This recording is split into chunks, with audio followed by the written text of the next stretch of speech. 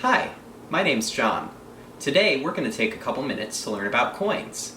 I hope you have as much fun with it as I do. Every coin has two sides. We have the obverse, or head side here, and then we have the reverse, or tails side. Here in America, the heads of all of our coins have the faces of famous people on them. Here on the quarter, we have President George Washington. Our pennies have President Abraham Lincoln. And then our dimes have President Franklin Roosevelt. Let's take a minute to look more closely at what we have on our quarters. I'm going to use this quarter here. Around George Washington, there's quite a lot of information on our quarter here. Up at the top, it says United States of America, which tells us that this coin was made here in America, and that it's the money we use in this country. And then on the bottom, it says quarter dollar, which tells us how much this is worth. A quarter dollar, or 25 cents. Foreign coins often have a lot of the same information. This coin here is from Republika Hrvatska, which is how you say Republic of Croatia in their language, Croatian. And it's worth 5 kuna, which is about 75 cents here in the United States. Looking back at our quarter here, we also have the word liberty, which has appeared on every coin in U.S. history since our government created the U.S. Mint back in 1792. On the other side, it says, "In God We Trust." This hasn't been on coins for as long as liberty, but it first appeared on a U.S. coin in 1864, and since the early to mid-1900s, it's been on pretty well every coin the government's created. Now we're going to take a look at the back of some quarters.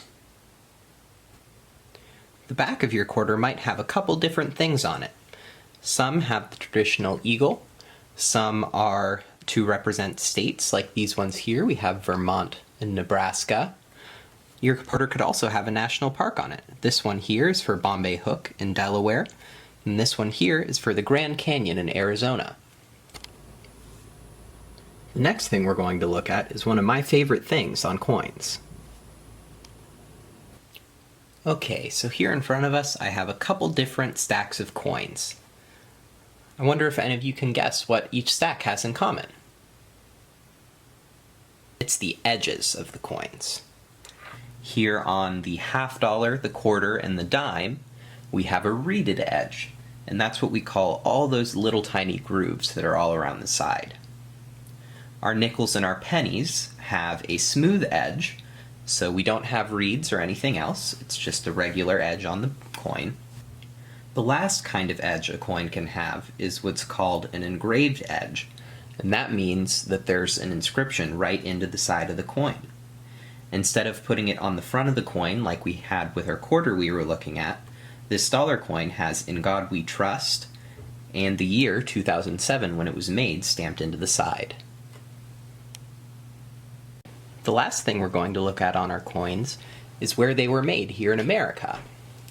If you look at both of these quarters here, we know they're made in 1989, because that's the date we have printed at the bottom here. But then we also know where they were made. If we look here at these little tiny letters, this one has a P, this one over here has a D. The P means that this quarter was made at the Philadelphia Mint in Pennsylvania, and the D means that this coin was made at the Denver Mint in Denver, Colorado. If you can't find a mint mark on your coin, that's okay. Usually that means that the coin was made at the Philadelphia Mint. If we look at these two pennies here, this one has our D for Denver, but this one over here doesn't have anything at all. Most of the time, that means that those coins were made at the Philadelphia Mint. Even though they don't put the P on it, it means Philadelphia. Because if it's made in Denver, they'll always put the little D on it. Your coin could have a really rare mint mark, though. We already looked at P and D for Philadelphia and Denver, but these two pennies here, it's a little hard to see because they're so old, but they have an S on them. And that S means that they were made in the San Francisco Mint. A really long time ago, the San Francisco Mint made coins normally, just like the Philadelphia Denver ones do, but now today they only make really special coins, like proofs. which is what they call the first strikings of coins every year. And they make those to make sure that there aren't any errors before they go into mass production. Now that we know a little more about coins and what's on them, it's time for an activity. Now that we know a little more about what the markings on coins mean, let's do an activity. We're going to do a coin rubbing and write down what we know about our coin.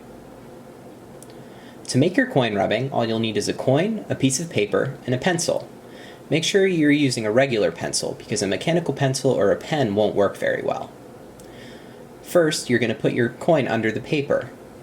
It's a little easier if you use a piece of tape to stick your coin down so that it doesn't move when you're trying to do the rubbing. You can rub gently over the coin with your pencil, and you'll start to see the design of the coin coming through. Don't press too hard or your rubbing will be too dark.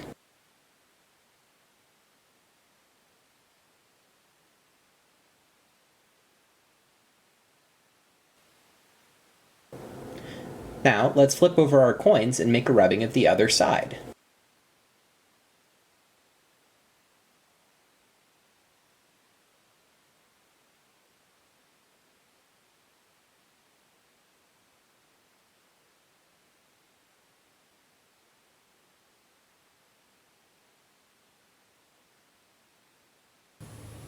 Now that we've finished our coin rubbing, make sure to write down everything that's special about your coin on the paper.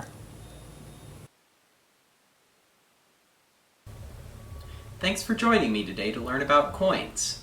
I hope you had a lot of fun.